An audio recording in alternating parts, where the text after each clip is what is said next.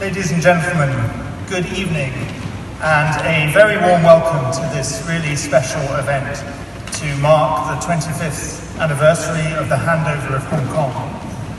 An occasion to reflect, to look back, but also to look to the future. And an opportunity to renew our commitment to the fight for freedom.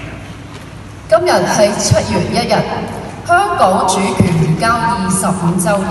我相信喺度好多香港嘅朋友都懷住悲痛嘅心情，但係我哋一定要向前看，要重新承諾，我哋為自由抗爭到底，光復香港，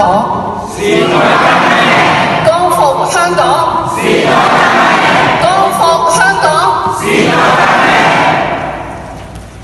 I'm Benedict Rogers, the co-founder and chief executive of Hong Kong Watch, and I'm really delighted to co-host this event together with my colleague Aileen Calverley, another of our co-founders and one of our trustees.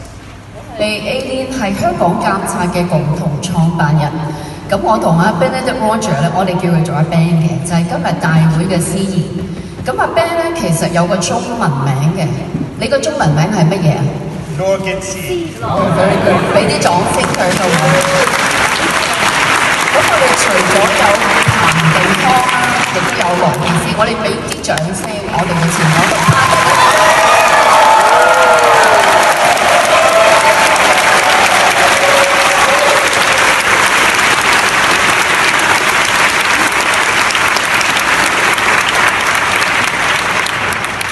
And so for those of you who aren't Cantonese speakers, I don't think there's many, but it is our particular privilege and honour to welcome the last Governor of Hong Kong and our patron, Lord Patten of Barnes, who has this month launched his diaries, the Hong Kong Diaries, from his time as Governor, copies of which I think you've already seen are available for sale and which he will very kindly be signing later in the evening. 我哋好榮幸香港監察嘅贊助人同前港督彭定康會同大家會見面。咁一陣間彭定康演講完畢之後呢，佢就會有一個簽名會，咁到時呢就會喺台上，咁你哋呢可以排隊啦，攞簽名或者影相嘅。This entire evening is focused on Hong Kong, past, present and future. So I'd like to know how many of you are Hong Kongers? 都係香港人喺度，哇！香港人，香港人，香港人。And how many of you are BNOs? BNO. 係，我哋應該創一個新口號 ：BNO。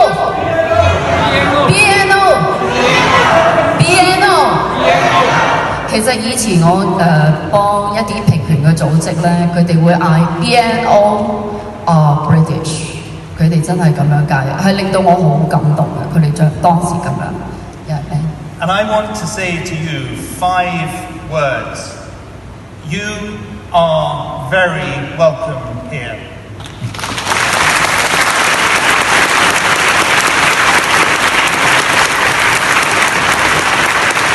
我哋誠心代表香港監察，歡迎你哋嚟到英國，回歸祖國。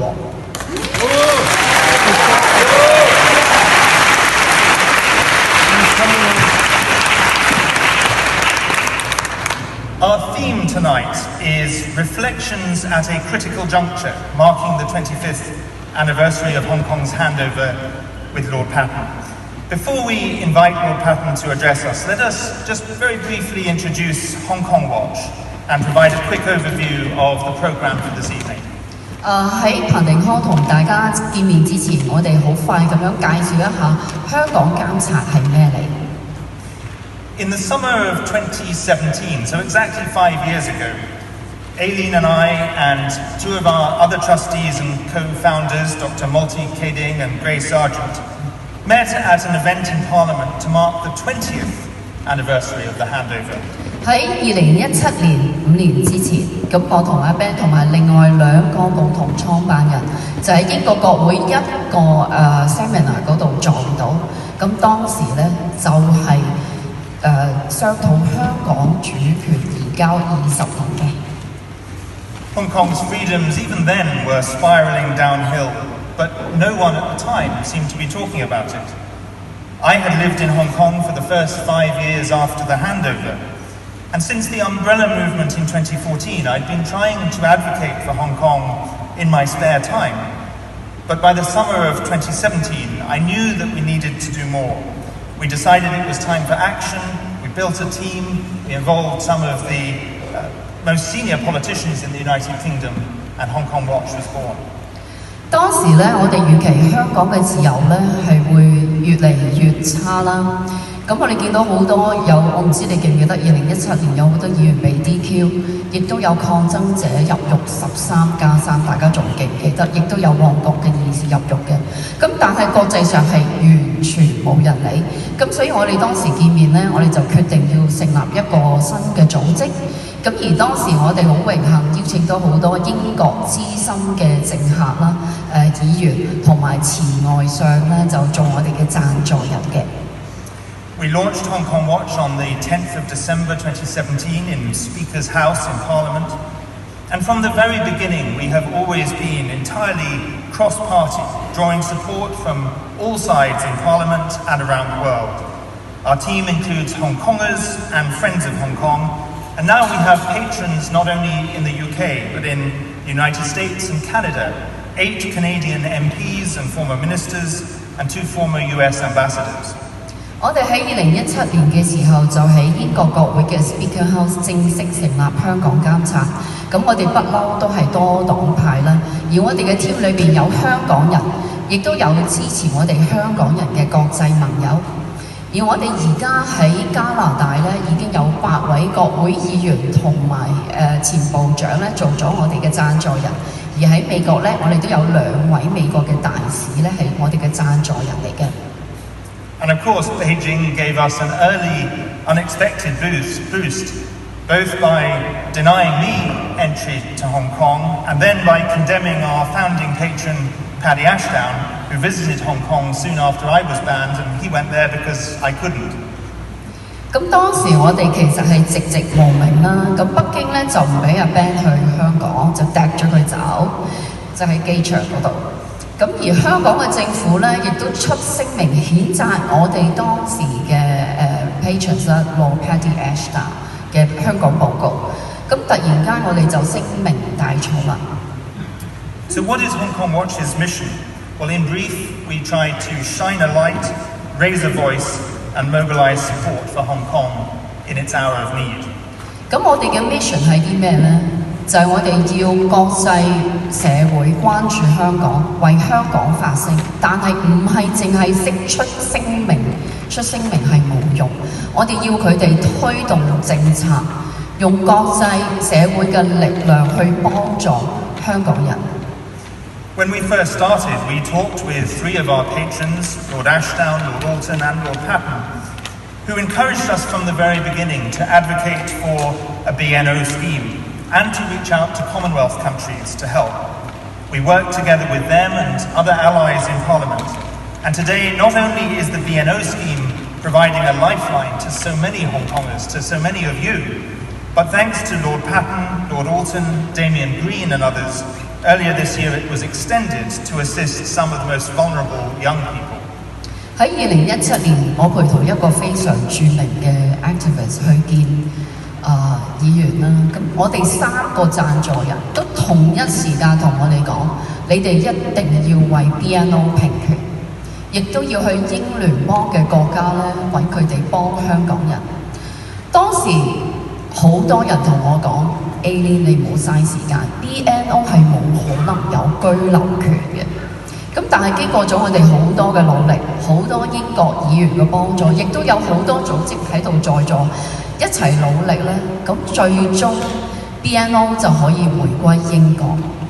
但係好可惜，好多年青人冇 BNO，咁但係經過咗我哋1年嘅努力同埋好多議員嘅幫助咧，最終今年有一個新嘅政策，就係一個年青人，如果你父母其中一個係 BNO 咧，你自己都可以獨立申請嚟到英國嘅。And we took up the idea. 咁請大家俾啲掌聲，羅傑斯。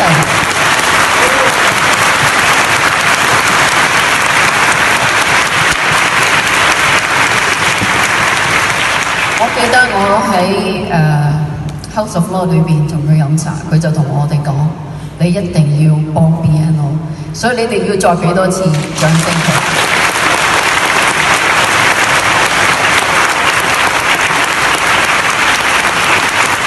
我諗冇佢，你哋今日未必坐喺度，因為我自己其實係 BC 啦，我亦都係加拿大人，我唔知咩係 BNO 嚟嘅。咁當時佢咁講嘅時候，我就去翻下文獻，了解多啲。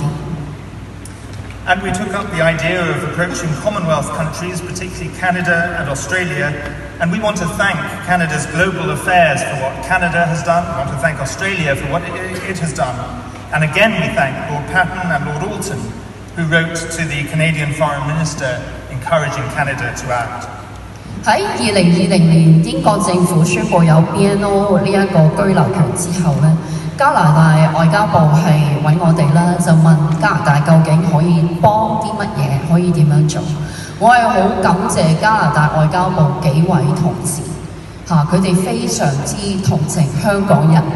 咁佢哋知道好多年青人係冇 BNO 啦，咁所以佢哋就有一個 scheme 咧。咁而家好多香港年青人咧就係去咗加拿大。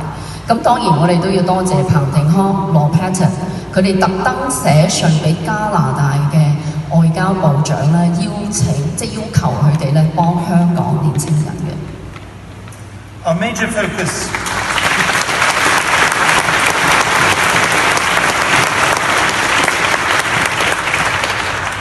Our major focus this year is our campaign for sanctions.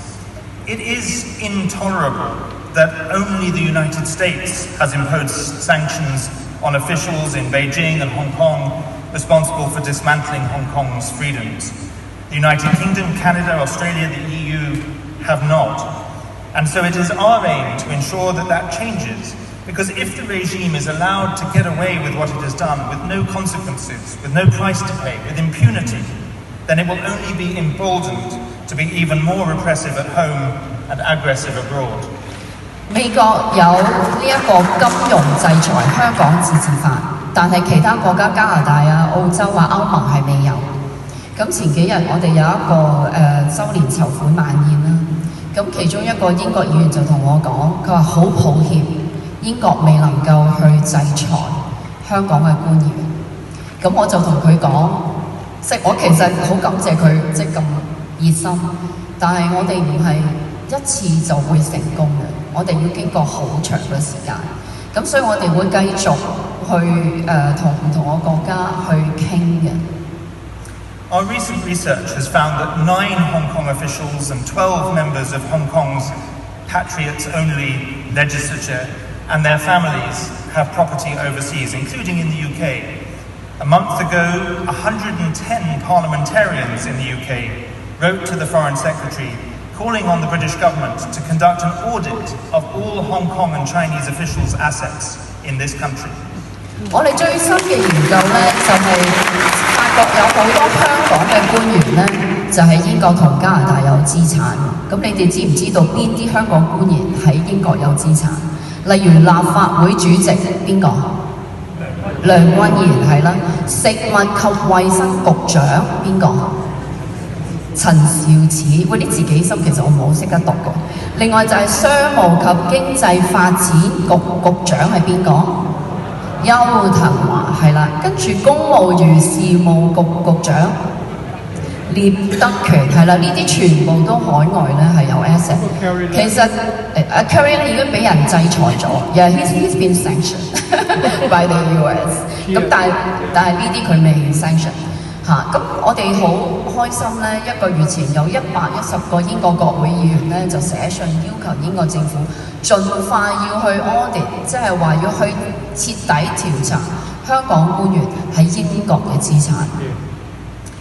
And through our political prisoner database, we keep a spotlight on Hong Kong's growing number of political prisoners, whom we remember especially tonight.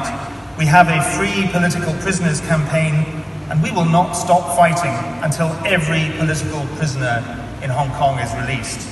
喺7月1日呢個日子，我哋特別記掛喺獄中嘅手足，好多抗爭者、前立法會議員、蘋果嘅傳媒人、立場新聞嘅傳媒人。其實而家已經去到800幾人係政治犯，咁我哋一路會繼續努力，同唔同嘅國家去傾點樣我哋一齊可以將佢哋釋放。咁你哋可唔可以 name 一啲政治犯而家？大家仲有冇記得佢哋？係啊，有係啊，黎智英係啊，仲有咧？何桂南係啦，仲有咧？黃之鋒係啦，周幸彤，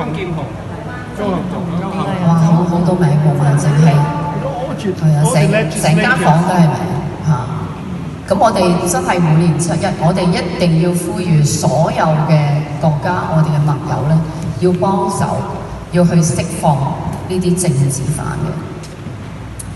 Our advocacy involves rapid responses to developments, mobilizing politicians and the media to speak out. And not only in Westminster, but also in Washington, D.C., in Ottawa, in Canberra, in Berlin, through the European Union, the United Nations, influencing policy. We're a global NGO. 咁我哋嘅工作唔係淨係英國啦，咁好多人就覺得 Hong Kong Watch 係英國組織，咁其實我哋嘅工作喺美國、加拿大都有，咁我哋年尾咧就會 launch Hong Kong Watch Canada。咁我哋其實好多時都去歐盟啦、德國啦、聯合國啦同埋澳洲咧去做我哋嘅工作嘅。Over the past 5 years, we've published 11 in-depth reports and many briefings on the national security law, press freedom, academic freedom, police brutality, red capital, and on unethical investments by pension funds in Chinese companies complicit with atrocity crimes. 係啦，過去5年我哋出咗11份報告，咁我唔知你有冇睇過啦。咁我哋咧就有關於國安法啦、新聞自由啦、學術自由啦、警暴啦、紅色資本同埋 ESG report 就係外國嘅呢一個退休金投資喺侵犯人權嘅國企。And to do all this, of course, we deeply appreciate the support so many of you give us, and we need your continued support. Later this summer, we'll be launching a new appeal, and I hope that you will support us in that, although, of course, you don't have to wait until our annual appeal. You can support us anytime. As we mark the 25th anniversary of the handover and the 2nd anniversary of the imposition of the national security law, our work is needed now more than ever. 我哋能夠做咁多工作，就係因為有你哋嘅支持。咁8月左右咧，我哋就會有1年1度嘅籌款。咁我哋希望你哋會繼續支持我哋。咁你亦都唔需要等到8月，因為我哋喺出邊賣書度有個 barcode， 咁你 scan 咗咧就有條 link， 咁你就可以即係捐助我哋㗎啦。Over the past 5 years, we have come far. We started with one part-time employee, the wonderful Johnny Patterson. And by the end of this year, with a few new appointments, we'll be a team of 11, in addition to our dedicated trustees, patrons, and advisors. 我哋開始嘅時候咧，淨係得一個兼職啦，咁啊 ，Johnny 其實佢一個打10個，等於10個嘅。咁去到今年咧年尾嘅時候咧，我哋就會有11個職員。咁我好衷心多謝佢哋每一日真係好努力咁樣為香港工作。And I want to pay a heartfelt tribute to all our team. Can I ask them to stand up? Sam, Harry, Lottie, Chris, and John.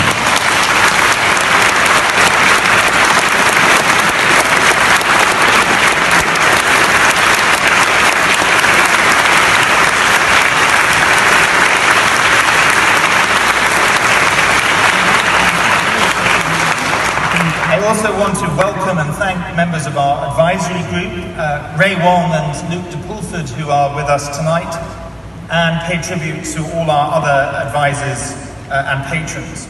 And And there are colleagues who can't be with us tonight, but to whom I wish to express my gratitude, and also to thank our amazing team of volunteers who are helping tonight. And finally, a really big thank you to our generous sponsors who have helped make tonight possible. 我哋有2位顧問都喺我哋當中，咁好多謝佢哋嚟臨啦。咁另外咧就我哋今日嘅大會咧有好多義工，我哋要多謝呢啲義工，亦都多謝場地嘅贊助人，因為其實呢個場地咧度即係幾貴，咁通常我哋就唔批准用咁多錢嘅。咁啊，俾啲掌聲我哋義工贊助人。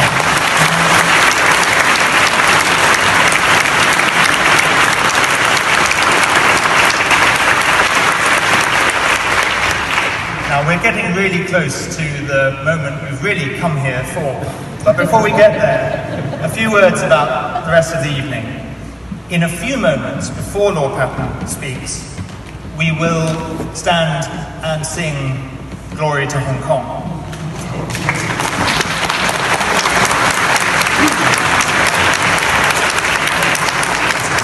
After that, I will, not that he needs any introduction, but I will come and invite Lord Patten onto the stage. But 我哋跟住就會一齊唱榮光歸香港。咁我知道 online 有好多朋友都聽緊，你哋都可以一齊唱。咁到時大家就一齊起身啦。咁之後咧，彭定康就會出嚟同我哋講嘢㗎啦。But let me conclude with these words from the back cover of the Hong Kong Diaries. These are Lord Patten's words, and I think they are a fitting way to conclude these remarks. Hong Kong, Lord Patten said, was an important part of my public life, perhaps the most important part of it. I think what happens there will be crucial for all of us over the next few years. We have to go on caring about Hong Kong, speaking up for Hong Kong, making clear that we share the values for which Hong Kong citizens are courageously fighting. As we know from what has happened in Hong Kong, we cannot take the survival of those values for granted. Hong Kong's fight for freedom, for individual liberty and decency, is our fight as well. 我哋最後引用彭定康《香港日記》裏邊一段説話作總結。香港是我參與公共生活的重要一環，可能是最重要的一環。我相信未來幾年，香港的局勢發展對我們所有人來說都非常重要。我哋要繼續關注香港，為香港發聲，清楚表明我們與勇敢捍衛民主自由價值的香港人站在一起。由香港的局勢發展可見，我們不可以將這些價值視為理所當然。香港為了捍衛自由而抗爭，這也是我們的抗爭。多謝。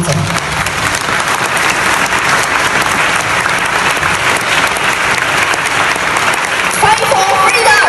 Stand on! Fight for freedom! Stand on! Fight for freedom! Stand on! 光復香港！時代革命！光復香港！時代革命！多謝各位。加油！ And now will you please rise and we will sing Glory to Hong Kong.